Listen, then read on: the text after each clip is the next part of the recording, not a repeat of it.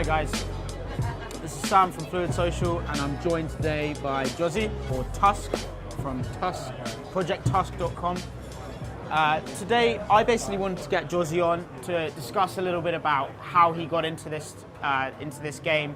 There's a few questions I've still got unanswered that I haven't really explored with him, and I thought this would be a great opportunity to dig a little deeper into it and discuss some of the things that Josie and I have been thinking about as well. So welcome, Josie, thank you for coming. Thank you for having me on, Sam, always a pleasure. Always welcome. So yeah, could you just give us a bit of background about how you got into this? Like, what was the point where you decided that this is what you were going to get into? So in terms of the teaching side, or in terms of just day game as a whole? Just day game itself, like what was the roots of that? So I came out of uni and I was the stereotypical good-looking guy standing in the corner of the club thinking, right, it's all about looks. Thinking about it from basically the way we think of girls, so we very much judge women on how they look. Yeah. Biologically, that's not a sexist comment, it's just how it is, first and foremost, how they look.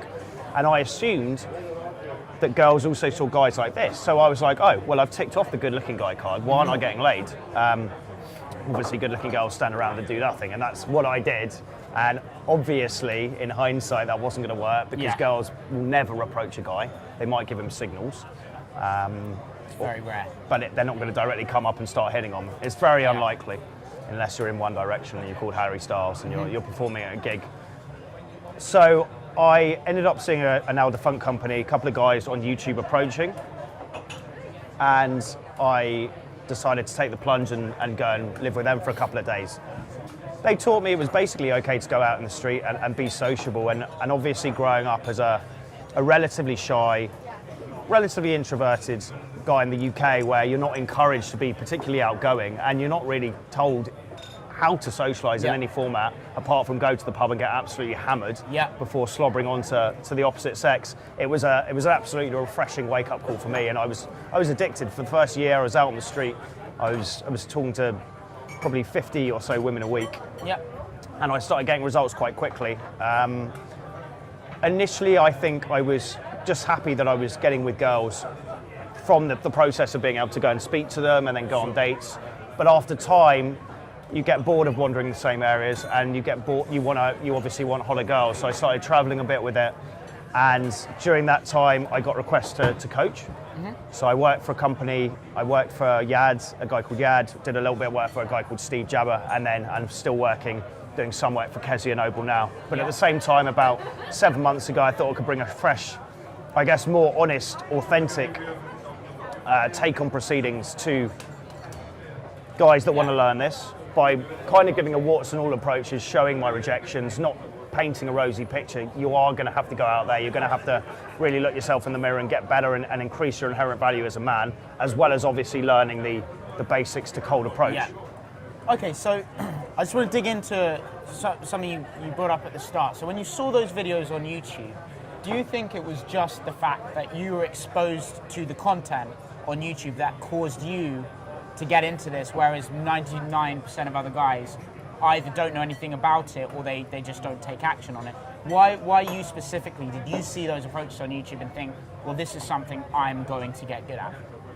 I think for a start, the game, everyone talks about reading the game. I picked up the game and I found it very Americanized. I gave it a go in terms of, I think, reading a bit around the mystery method and going out to nightclubs and all this stuff. But I just found it contrived, and I also realised that I couldn't, the book encouraged you to go out 4 or 5 times a week at night, and it just wasn't feasible for me to do because I had other things on. So I saw daygame.com, and obviously run by British guys. Came across very normal, very well presented. Kind of the first stage of pickup of trying to normalise things, where they're kind of saying, look, you should be able to go out and talk to women. Terminology was still quite pick-uppy back then, but I liked the fact it seemed genuine and more authentic. And actually, after watching a few of those videos, I ended up not taking action, procrastinating on that for another 3 or 4 months. But then I took the plunge. I was like, you know what? I'm not getting any younger, even though I was only 24. I'm not getting any younger, and I still don't have any options. So it's time to do something about it. And actually, the hardest point was, as I'm sure it is for guys that are watching this, it's actually parting with your money. but not because it's money. You can always earn more. It was more because I have to be like, I have to actually go and do this. I have to look myself in the mirror and I have to go and confront my fears, essentially, because it was me, you know, I was terrified of speaking to a hot girl sober. Let's be honest, I mean, that's what it was. And I think actually the first step is accepting that and coming to terms with your fear, rather than thinking, right, okay, you're thinking nice side effect down the line, I can be rolling around with some hot birds, but really it's about looking yourself in the mirror and genuinely being honest with yourself for one of the first times in my life, in something that for a lot of guys is, it's just, you don't want to open that can of worms, do you? It's far easier to hide behind a shitty relationship. And again, as you say, we're encouraged to do that. School doesn't encourage this, university doesn't really encourage this. That's it. Yeah. It is tough. Okay, so something I'm kind of interested in is the journey from when you really start getting interested in this to when you're getting pretty good, and how that changes, how your mindset changes. So when you started getting into this, you saw daygame.com. Were you motivated purely by masculine testosterone, wanting to have sex with hot women? Mm-hmm. Or were you more motivated by this sense that other people had this power and confidence that you aspired to have? And was it more the personal sense of power and confidence that you were looking for? So was it more emotional, or was it more purely horniness that got you into this? I think, yeah. Good-looking, horny little university boy. As I said before, I guess it was the sort of the emotional side of it first and foremost, being like, I'd love to be a guy that's has that much, I guess, social freedom to be able to just go up and talk to people and not feel any constrained by it in any format. And I thought it was just blew my world in terms of seeing something like that, very different from anything I'd ever seen. And I think after the transition point is obviously when you start getting those reference experiences, a few early numbers, a date, and you take the girl home the first time, then you go, right, this is actually what's possible. And then that sort of snowball affects the motivation, and you really start charging around and going crazy with it, I guess. You've raised such a good point, because when we're coaching clients, we can say to them that you're going to get good at this if you keep trying. This is possible for you. You are going to be able to do this. We can say that as much as we want, but until they've got at least some evidence of that in the form of a positive response, a phone number, a date, they can never fully believe it. It's just like someone trying to believe in God. Say that God doesn't exist with no evidence at all. Like, we need some sort of evidence to buy into something. And so when we're explaining to a client, look, you can do well, it's only that moment where they actually get that positive response and they actually realise 100% I can do this as well. It's that leap of faith that I talk to a lot of guys about, and I think that's one of the hardest things, because they just physically don't know it's possible. Yeah. And actually, I think if I hadn't had a wing, I went out with a wing who was a really inspirational guy, because he had very bad eyesight. There's some hilarious anecdotes of him stopping all sorts of people and it all going egg-shaped, and it was great. But egg-shaped? Just wrong, him like literally that. just Okay. We held each other accountable, so that was a big thing. And then we both got early reference experience, so that snowballed it. But I can understand when you're a guy that if you're going out, especially if you've done the boot camp and you have that amazing high, but then you're out doing it on your own and you have nowhere to self-assess and you're not getting results, it must be very, very discouraging. Yeah. And it's all very well, as you say, someone just saying, oh no, it's possible, but until you get those things yourself, and that's why I think early on maybe having a good wing is key, actually. Yeah. But not the wing where you're going to sit around and both talk to each other, which a lot of early newbie wings do. It can be distracting. They'll spend all day just sat in a coffee shop actually not doing anything. But guys that go out and take action, if you can find a good wing, that will really help, I think. Take that sort of leap of faith until you get those early reference experiences. Yeah. Okay, let's go into wings a little bit. I know we've done a couple of videos on this before, but I think it's really important for the guys to understand that when you're looking for a wing, you don't just want someone that's very good at it. That's not the only criteria you're looking for, is someone that's better than you that you can learn from. You really need someone that's excited, that has good energy, that's kind of positive about it and is motivating. Because I found myself going out with guys that were better at this than me. However, I didn't get any better because I was sort of walking in their shadow, and they would try and put me down, and when I was doing well, they would get jealous. And there was this very negative and grating energy that was actually not conducive to fast learning at all. No, that sounds bad. Yeah, so what are some of the... It wasn't long, it didn't last for long, but you do have to be careful about the people that you spend your time around. You are the average of the 5 people you spend most time around. Why did they... we're going off a slight tangent, I guess. But why were they?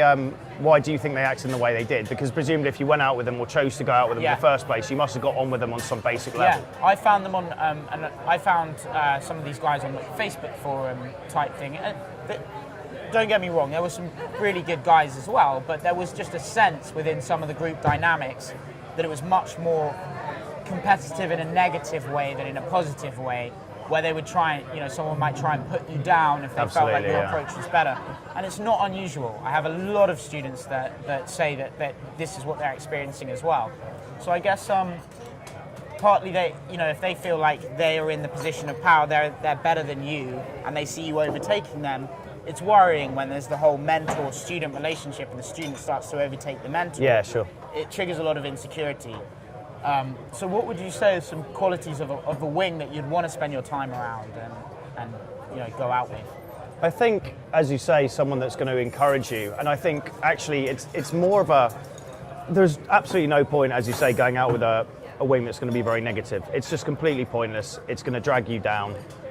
I think if you can alternate between going out with somebody who's better than you so you can learn as more of a mentor figure, that's great. Yeah. And combined with that, if you can actually start when you get to a decent level of reference experience and you're getting some results, actually take out guys less good than you. Yeah, very and if they are negative, pick them back up, because also it really helps your own state control. If you can stay completely on point when you've got a couple of guys maybe not performing well or dragging you down, maybe because they're not emotionally on the same level as you in terms of their ability to control themselves when they're feeling a bit stressed, that's great practice for you to be able to sort of stay solid in that position.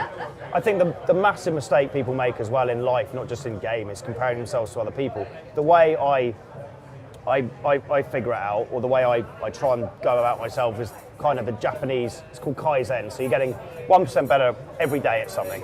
And the way I figure it out is, am I, whatever it is, 1% better than I was yesterday at whatever it is. So I forget everyone else. Like, there's always going to be guys far better than you. There's always going to be guys far worse than you. You're always going to get shit thrown at you. And it's pointless comparing yourself to other people. It's about your journey with game. It's a completely individual journey. People are looking for different things. People are different people altogether. And that's why the skill of a good coach is to be able to recognize and tailor a program to really understanding someone's actual needs and desires and putting themselves in their shoes. There's that quote, isn't there, that you shouldn't judge anyone until you walked 1,000 miles in their shoes. Correct. That's excessive. I don't want to walk 1,000 miles ever. No. But you see the point with that. And so coming back to that full circle, if you're out with a wing and you both have that mentality where you're very much focused on your own journey, you're looking to get better every day, and you're saying, well, the only criteria is, was I better this session than I was last session, and you're both encouraging yourself along those lines as well, then you've got a really strong dynamic for a very positive, I guess, wingmanship pairing. Yeah, I completely agree with that. It's far easier said than done. There are a couple of guys I coached recently who were really good mates, and they had that, but then the danger was become over familiarity. So actually, I think it's dangerous to become too friendly with your wing, in the sense that you end up just going to the pub, or you end up just sitting around just chatting shit to each other. And you've got to be kind of the way I treat it, I guess, is kind of how we do. Like, if we go out to a wing session, although we get on a personal level, it's very much business as. We know what we're doing. Yeah, it's very much like we'll banter to each other, have a bit of fun, which is also key. Keep that playful vibe up, and if you get rejected, it's a great way of picking each other up. But at the same time, we know we're there for a couple of hours of game, and we know afterwards we can almost clock off and have a drink. So it's kind of work hard, play hard within that wing dynamic. Yeah, that's absolutely right. Okay, so let's say, because for me, I found the longer I've been coaching, the more I start to pick up on trends that make me think that the student, or make me know that the student's going to be successful, or they're going to take longer, or really struggle to actually get good at this. So I find that there's some qualities. For me, the first one is that the student appreciates the baby steps. Okay. So for instance, instead of coming away from an approach and being, fuck, I didn't get her number, fuck. I say, don't even think about that right now. What can you appreciate about what you've done? So you actually made the approach. In many cases, this was his first ever approach. And it's like, do you understand the gravity of what you've just done? You've just taken the enormous first step.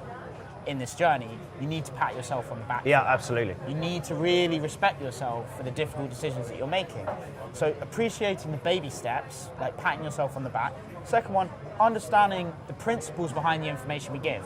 So if you give a guy a line, you can go and say this. They're not just going to use that line over and over again. They're going to say, right, let me deconstruct this. What's good about, what principles underpin this line? Socially aware, it's intelligent, it's recognizing the social environment and adapting to it. So you understand the theory behind the things you're teaching. That's the second quality. That's key. I mean, that's so overlooked, isn't it? That guys don't actually, if you get them to deconstruct a good conversation, most guys won't know why stuff has happened. And I think the difference between beginner and intermediate is understanding, as you said, the principles behind things, because then that allows you to be creative and come up with your own material. Knowing that if you go up to a girl and say whatever as an opening line, but you say it in a particular playful, flirty way, she's going to interpret that as you want her to interpret it, rather than just thinking you have to say you're stunningly beautiful for her to know that. Yeah, and I think the third point, is people that actually ask questions. Because, you know, particularly the work we've done with Kezia in particular, you have a student for 5 hours, and sometimes you say, ask me any questions you want, and sometimes they are literally just happy to walk along silently for ages, and it's like, well, we're very experienced, like you have this opportunity to ask us whatever you want to know about this stuff. Ask the right questions, and when they do, it makes your job so enjoyable, and it makes everything flow so much better. Because it gives you, you're riffing off what they're saying and having a chance to explore things from another angle. I think you can go finer than that though, because some guys are very naturally introverted. So actually they're not, start of their journey. Maybe you have them Monday, first day of the week, and they just don't know what to do. They've never been in a position where they understand that you have to ask questions. So I think the sign of a good teacher is, again, adapting your style to them. So if a guy, if I sense this, and this is a massive stereotype, but I've had a few Malaysian students that are naturally very, very introverted, and I understand that and I recognise that, and I will actually then be telling them stuff and be like, did you get that? Rather than expecting a barrage of questions, just be almost telling them the basics and making sure they understand that.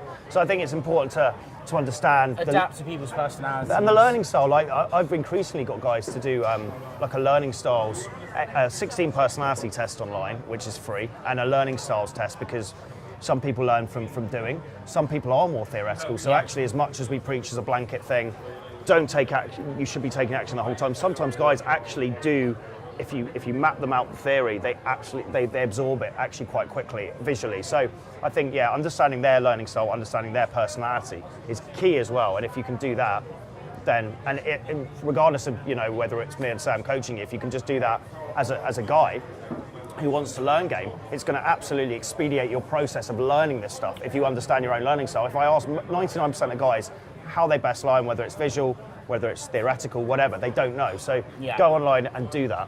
Yeah. Because that's free, and that's going to speed up your, I guess, your ability to do this stuff a lot quicker. So so let me ask this: what if you were to? I know this is very generalizing it, but if there was one quality that you see in a student, maybe you have them on the first day, that makes you think, wow, this guy could actually get really good at this really quickly. What is like something that you look for as a sign that this person's on the right path? And I think mindset, and it's going to sound a bit wishy-washy, but the positive mindset being the sort of pro-growth mindset of failure is never a permanent thing, and you can always learn something from the interaction. There is no such thing as failure. There are some guys naturally like that, and some of the more successful guys I've taught in terms of career, often because they have a lot of setback and rejection, they try and figure out ways around the problem, around the wall, or where they have to smash through the wall or tunnel under the wall. They're always trying to figure out a new way of unlocking the puzzle. They know it's not, like, just because they fail once, it's not a permanent thing. And guys typically with that mindset get good at game very quickly because they're able to brush off the rejections and see the sort of the broader point behind all that. So I think that's the main thing. Basically a pro-growth mindset, and the ability to actually learn as well. Like, so few guys are actually able to take information and implement it and process it. The amount of times I've had like Scandinavian guys, I don't know why it happens to be Scandinavian, but particularly Finnish guys who are quite socially awkward, and I'm saying, do you understand this? And they're like, yeah, and then they just spend the next hour making the same mistake. And I think it's almost like a blockage in if you imagine a hose, and you've got a smooth hose and it squirts out water in a nice fashion. You have little kinks here and there where if you untweak them, there's just little tweaks in the brain that if you could try and think from their point of view, what's going on there, but it's very hard sometimes to do. Yeah, I think people don't help themselves sometimes. Yeah, I think it's sort of tied in that point with that curiosity mindset of thinking like, okay, well, I've been given a piece of information. Let me see how I can implement Test it out. Yeah. Let me try this. Let me learn from this. You have to have this mindset of it. As you say, failure doesn't exist because you're not really trying to get anything right now. You're going into a new situation with absolute curiosity to learn about it. And when you do have that mindset throughout, the results come. You know, often when you're starting, having a process-oriented mindset actually brings the results.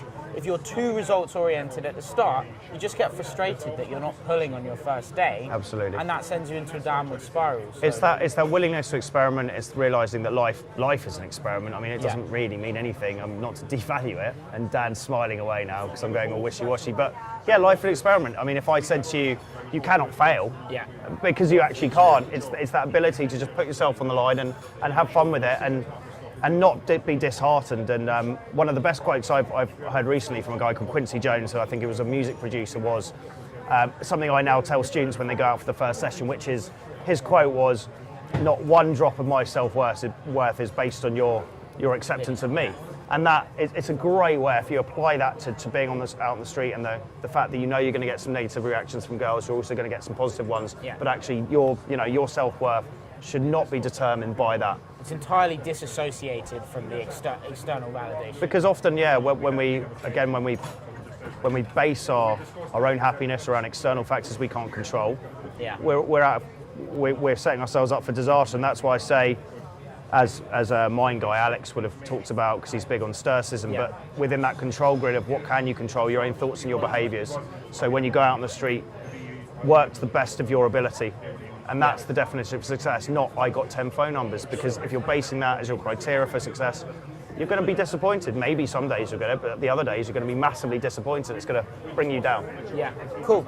Okay, so this is one that I've been thinking about again. I've thought about it a lot, and I'd love to get your take on it.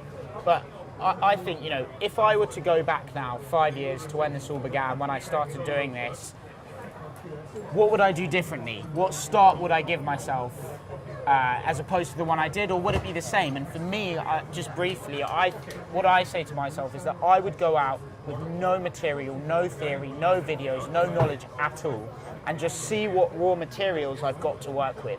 So, I don't know how bad I am until I've done it from the start. So I would have put down those books, put down the YouTube videos, gone out and approached with nothing, just to see what I actually do need to work on.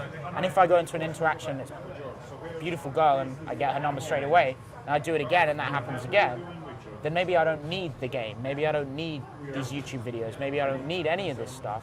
So for me, my big advice to my younger self would have been just go out with what you've got and figure out what help you need. What would you say to yourself? I think similar. I think everyone has the tendency when they begin to do far, far too much theory. And actually, again, I was in the same position where I got some early results, but thought, right, okay, great. Now I'm going to put myself into like Terminator, 100% can never fail mode. Read boatloads of books, and it just ended up messing me up. And we had this joke a while ago, didn't we, when we went for a drink in the Folly? You saying that you used to run up to girls and start reciting the cube, and you get worse, How right? big is the cube? But I was doing all sorts of weird shit like that, and it's just weird because you're taking little bits of things that are guys' own material and putting it into your thing, and it's just not congruent, and it makes you weird, and you're like, this isn't me even. So my starting was like this. For 6 months I went. It's when you kind of let it go. Robot.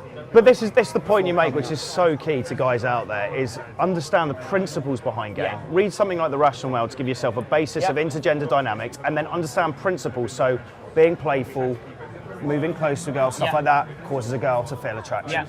If you need to make the girl feel more comfortable, ask some deep emotive questions. Basics like that, and then, as you say, have those in the back of your brain, and then go out and absolutely turn it into an urban playground and experiment and have fun. And actually, if I'd done that, arguably be in a lot stronger position than I am now, because I definitely took the periods of time where I did nothing, and I was getting the balance wrong, reading too much theory, and it sent me backwards. Turned me into a weirdo. Absolutely. Yeah. Just quickly on that topic of principles, guys, this isn't wishy-washy advice. Think about this literally. If you see a line that Josie or I say on a video, or anyone else, and you actually write that line down and think, okay, what effect is this line having? Is he playful? Is this, like, what are the principles that are actually making this line work? This is an exercise you can do. And then you take those principles and think, how can I construct another line that adheres to these principles, but I'm not using the same language? Like, how can I do that? This is an actual exercise that you can do. And I really do advise you do try that, because you will see that this is something you can do in the moment as well. That's when key. You're up there, you can just figure this out for yourself. There was a client I had as well, and he was saying a line. He was saying basically, so the principle was at the end of the conversation, the girl's obviously attracted to him because she stood there for 10 minutes asking questions, but she genuinely has a boyfriend. Yeah. The principle there is painting yourself into the box of kind of like the sneaky, like, I'm still going to bang you behind his back box. Yeah. But the line that I say is, I don't want to be your boyfriend, I want to see you in a short skirt with a glass of red wine. But that wasn't congruent with him, it didn't sound right. So then he had to, take the principle, and he said something cheeky about showing her his magic wand, because he always put into the conversation that he was a magician, which he was. But again, the way he did it painted the image, and the girl's being very socially astute, very switched on. She understood what that meant. So that's an example there of doing the same thing, same principle, which is key, understanding the principles, but not the same line. Yeah. My one. No, you just got that on fixated on the brain about magic wands. I'm thinking about how I'll have to see it. I'll have to see it to believe it, I think. My one is like, well, I'm going to have to be very naughty and ask you, how's that going? Okay. So I just start investigating the relationship to figure out, and then if she says it's actually going really, really well, then I normally leave it. But that's for another time. But that is key. Is such a key point. Taking the principle, understanding it, and then being able to come up with your own material, because you don't want to be going up to someone for the next 20 years and going, hey, I just had to tell you something really quickly. I think you look really nice. Yeah. No, it's really important. And you do find, especially what I find, and I don't know if you find this as well, but for me, it's sometimes good to take a few days off this stuff, where I'm not approaching, because I can pick up some anchors or some body language, movements, or qualities that I'm doing that become a habit. In a way, and rocking on my foot was one a couple of months ago, where I just started doing it and it became a habit, and then I stopped doing this for 3 or 4 days, and it broke that habit. When I came back in afresh, I lost a lot of those anchors that I'd been displaying before. So what do you think in terms of those immersion periods where you're doing this a lot versus taking a little break now and then to think about other things and refresh your mind, reset? What do you think about that, and how that can benefit your actual communication skills? I think I would encourage guys to be as extroverts as possible if they're not, if they're not typically sociable guys. I think actually it'd be beneficial to be talking to everyone. Sure. And try and have a bit of playfulness with everyone, have a bit of fun with people. Because it keeps you permanently in that state. So if you do happen to see that hot girl and you're not out to game, you are still going to be able to go up and be like, hey, you know what, I'm feeling pretty outgoing, I'm feeling, alive, let's give it a go.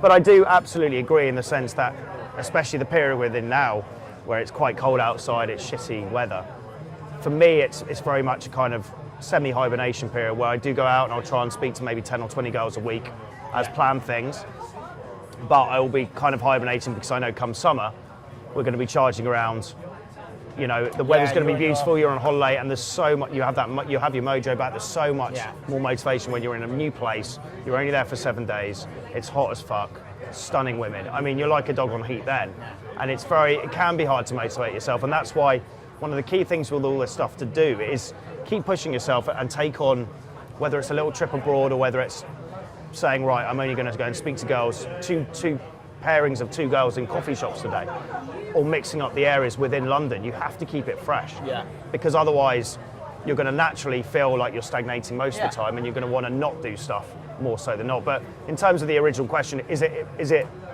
important to have breaks from doing game itself? Absolutely. I would not advocate, as I say before, I advocate 6 hours, 30 approaches, and that's not much in a week. But having said that, I would advocate you being switched on. So if you do see a girl, just give it a go. You've got nothing to lose. Sure. And I think you're absolutely right about moving location as well. You Yeah. know, if we spent every session we do with a client in Oxford on Oxford Street, you'd lose your mind going to the same cafes, seeing the same sorts of people. It's so important to mix up the environments you're doing it, and that's why travel's so important. You know, if you're a guy that lives in London, in England, often you can get the Eurostar for £30 to France, to Paris. £60 round trip to spend the weekend in Paris. Anyone can afford that. And the things you're going to learn from an environment like that, the way the women are, you know, what you can learn about the language, you will grow so much more from doing that. So traveling is, even if it's in your country or in your city, just going to new places is really essential for, I think, consistent growth in this area. And it's something that's overlooked as well, because people think it is just about being in London. It's not. London's a great place to learn and live, but no, travel the world. Yeah. Because it's a lot cheaper, the women are hotter and the weather's better. So why on earth would you stay here, especially in these months, but luckily we're off to work on our on our tans. We're going to hibernate for the next couple of days, and then I think all chaos is going to be, hopefully we won't get any deaths in Rio. Touch wood. Well, we're going to have to look after ourselves in Cali as well. Yeah, that's true. That is true. But no, looking forward to it for sure. I've said my farewells to the family in case. Have you actually? Return, It's your first time in South America as well. It is, yeah. Baptism of fire. It's going to be, oh well, more on that later. Anyway, is there anything final words you would like to give to the viewers and the listeners of this video and podcast? Any final words of wisdom on any of the topics that we've had, or anything else? I think just keep asking questions, you know, be genuinely curious. The best way that Sam will give you value is by you guys actually asking him what you think. So by all means, you know, constructive questions are the best thing to put out there, because as we've said before, there are thousands and thousands of hours of pickup content and theory and writing in books. We're not trying to reinvent the wheel here. We're just merely trying to give you guys what you need from a normal, healthy perspective of obviously creating your lifestyles as attractive men, but also then understanding game. And it's kind of like a game, you know, 4.0 now, whereby, we're teaching guys principles rather than one-liners and all this crap. It's not natural game, that's not true. You have to understand the principles of male to female dynamics and what women, you know, look for in men and all this stuff. So I'm not saying it's natural crap, that's not true, but you need to be understanding the principles behind stuff, and the more you can ask Sam questions, the more he can get creative with answers based on adapting to what you guys particularly need. And I think that's key. And that's the future of game, isn't it? It's encompassing game into one element of the bow, and the other elements of being an attractive man, the finances, you know, leading an attractive life, the fashion, the fitness, the passions on the side is key as well. And I think that's what we're driving towards as well, which is a far healthier version than charging around Oxford Street for 10 hours a day, you know, with your dick in your hand. Yeah, you're absolutely right. So we're going to probably have some content coming back from Brazil and Colombia as well. We're going to do a bit of filming out there. So you guys are going to be able to see a bit more of material from Josie and I, racing around South America, doing all sorts of unholy deeds and things like that. Let's hope so. But Jos, obviously I know where to find you, but for the people watching out there, most of you will know all about Josie, but for those that don't, where does everyone find you? James Tusk on YouTube or project-tusk.com, and check out the international bootcamp options. Me and Sam are going to be running a lot of those simultaneously. So, it'd be great to have some of you guys out there, particularly Ukraine, Serbia. You should be looking at if you guys are intermediate and you want to push your games to the next level. Drop me or Sam a message, because that's where you're going to get reap the dividends, the highest benefit. That's where those absolute stunners are, and that's where the point of doing day game, in my opinion, comes from. It's hitting on those quote-unquote 10s in Eastern Europe. And you're going to have the best wings. You're going to have us guiding and supporting, and you're going to have the best wingman, a group of guys that is tailored for that particular place. Well, I think that's key as well, is understanding, although we're going to be there obviously teaching you guys, and we're doing it in places where, you know, we're obviously having fun as well. We will be acting as wings, we will be approaching, we will be going, if you get dates, we're going to be going on the dates, you know, giving you feedback on the dates. And to boot, we are just two guys that, you know, like to have a good time, and we'll, at the end of sessions we'll be clocking off having a beer with you and having a bit of fun. So really have a look into the bootcamp options and try and figure out what you'd like. Numbers are restricted. We only take 2 guys each, 2-to-1 ratio, because any more than that the quality diminishes. So maximum 4 at a time, which should give you guys real value for money. And we've deliberately made the boot camps very reasonably priced to encourage guys to come along and give it a go outside of London. Yeah. Awesome, Joz, thanks very much for coming on. No problem. Nice to see you. Cheers.